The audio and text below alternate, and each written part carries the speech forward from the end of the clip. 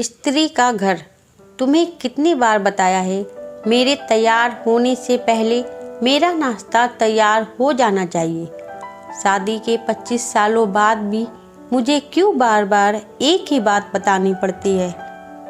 लता, तुम्हें क्या है, तुम तो आराम से घर पर रहोगी, मुझे काम पर जाना पड़ता है। तुम हो कि हमेशा बेवकूफ़ों जैसी हरकत करती हो।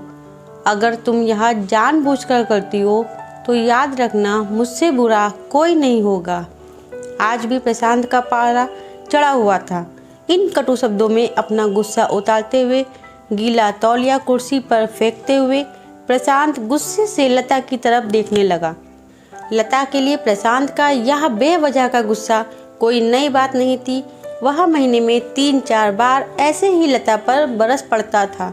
पहले पहले लता उसका विरोध किया करती थी, लेकिन जब कई सालों तक प्रशांत में कोई बदलाव नहीं दिखा तो लता ने खुद को ही बदल दिया। अब प्रशांत के कुछ भी कहने से लता को कोई फर्क नहीं पड़ता था।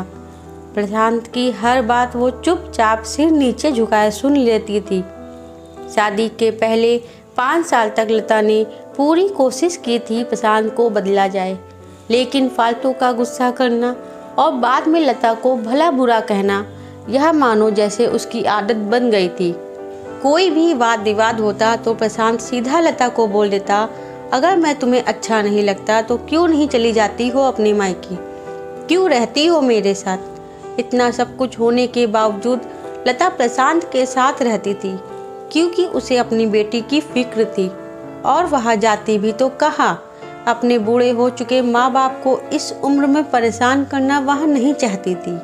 समाज और लोग क्या कहेंगे, यह भी तो उसे देखना था।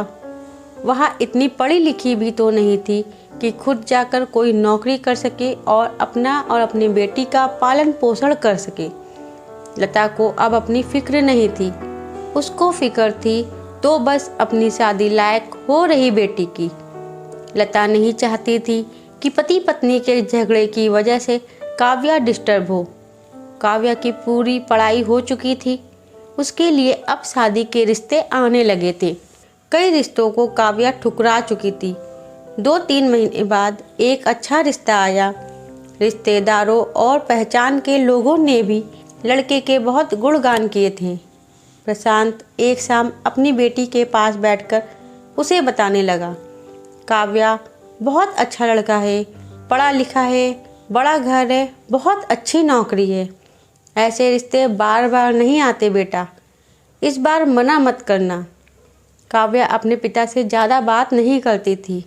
शायद डरती थी या शायद नफरत करती थी, लेकिन आज वो अपनी पूरी हिम्मत इकट्ठा कर बोली, मुझे अभी शादी नहीं करना है पापा, मैं नौकरी करना चाहती हूँ, खुद अपने पैरों पर खड़ी होना चाहती हूँ।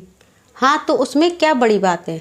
मैंने लड़के से बात की है, वह तुम्हें किसी बात के लिए नहीं रोकेगा। तुम शादी के बाद भी नौकरी कर सकती हो, वह तुम्हें नौकरी के लिए परमिशन दे देगा। प्रशांत बोला, मेरा नौकरी करना या ना करना उसकी परमिशन पर क्यों डिपेंड रहेगा पापा? काव्या ने पूछा। मैं कह रहा हूँ ना, तुम्हें किसी चीज़ की कमी नहीं होगी। वहाँ ऐसे रिश्ते बार बार नहीं आते, इसे ठुकरा मत, बहुत खुश रहोगी तुम वहाँ। प्रशांत बोला, पापा क्या मैं उतनी ही खुश रहूँगी जितनी मम्मी इस घर में खुश है? काव्या ने तंज कसते हुए कहा। आज तुम्हारी जुबान कुछ ज़्यादा नहीं चल रही है? प्रशांत गुस्से से आंखें बड़ी करते हुए बोला, पापा मुझे शादी ही नहीं करनी है, क्योंकि शादी के बाद अगर वह लड़का आपके जैसा निकला तो मैं क्या करूँगी? मुझे आपके जैसा जीवन साथी नहीं चाहिए जो बिना बात के मुझ पर हमेशा चिल्लाए।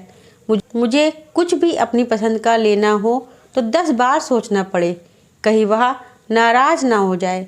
मेरी तबीयत कैसी भी हो उसे परवाह ना हो। रोटी थोड़ी मोटी सी बन जाए तो घर सर पर उठा ले, उसकी चेकबुक ना मिले तो भी मेरा ही दोस्त निकाले, और वह हर छोटी मोटी बात पर मुझे मायके जाने के लिए कहे। काव्या ने अपना दिल खाली करते हुए पापा से सब कह दिया। प्रशांत का गुस्सा 7वें आसमान पर था, लेकिन उसके मुंह से एक भी शब्द नहीं फूट रहा था। वो काव्या की बातें सुन रहा था। काव्या उतना ही बोलकर चुप नहीं हुई। आज पहली बार वह अपने पापा के सामने इतना कुछ बोल रही थी। पापा, आपने माँ के साथ हमेशा गलत व्यवहार किया है। आप अपने ऑफिस का गुस्सा बिना सोचे समझे माँ पर उतार देते हैं। कभी इस बात की परवाह भी नहीं करते कि उन्हें कैसा लगता होगा। आपकी बातें सुन सुन माँ ने अपना स्वाभिमान खो दिया। प्रशांत आज पहली बार अपने किए बर्तावों को महसूस कर पा रहा था। वो इतना ही बोल पाया, जो तुम्हारा मन है वो करो, मैं तो इतना बुरा हूँ ना। काव्या ने प्रशांत का हाथ पकड़ा और बोली, पापा, मुझे सिर्फ एक सवाल का जवाब दे दो। क्या आप चाहोगे कि मेरा पति आपके जैसा हो? अगर आपका जवाब हाँ है तो कर दीजिए मेरा रिश्ता आज ही, और ना है तो मुझे आत्मनिर्भर बनने दीजिए। प्रशांत कुछ भी नहीं बोल पाया और वहाँ से चुपचाप बाहर चला गया। आज उसे लता के सामने जाने में शर्म आ रही थी। चलते चलते उसकी आंखों से आंसू बह रहे थे।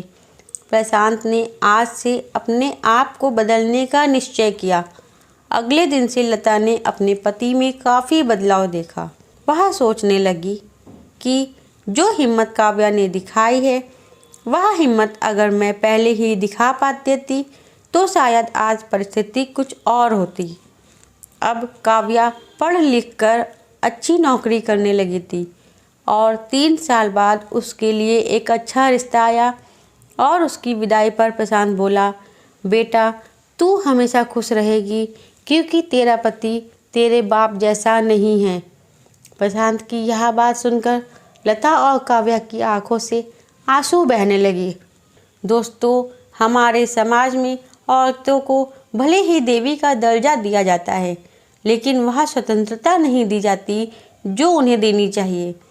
उन्हें बचपन से ही बताया जाता है कि वह पराया धन है। स्कूल से आने में देर हो जाए तो पिटाई मिलती है। मोबाइल पर बातें करते हुए दिख जाए या खिड़की से झांकते हुए दिख जाए तो शक किया जाता है। माँ बाप का घर तुम्हारा घर नहीं है, पति का घर ही तुम्हारा घर है। जीवन भर यह बातें बता बता कर उन्हें ससुराल भेज दिया जाता है और एक दिन किसी छोटे मोटे झगड़े में ससुराल वालों से उसे ये सुनना पड़ता है कि इस घर को छोड़ दो, अपने मायके चली जाओ। अब आप ही बताओ दोस्तों, ऐसी स्त्रियों का सच्चा घर कौन सा है? आखिरकार वह किस घर को अपना कहे? दोस्तों, उम्मीद है यह कहानी आपके दिल को छू गई होगी। दोस्तों, आपकी इस कहानी पर क्या राय है कमेंट बॉक्स में ज़रूर बताइएगा। कहानी अच्छी लगी हो तो वीडियो को एक लाइक कर दीजिएगा। चैनल पर नए हो तो चैनल को सब्सक्राइब कर लीजिएगा। तब तक के लिए राधे राधे।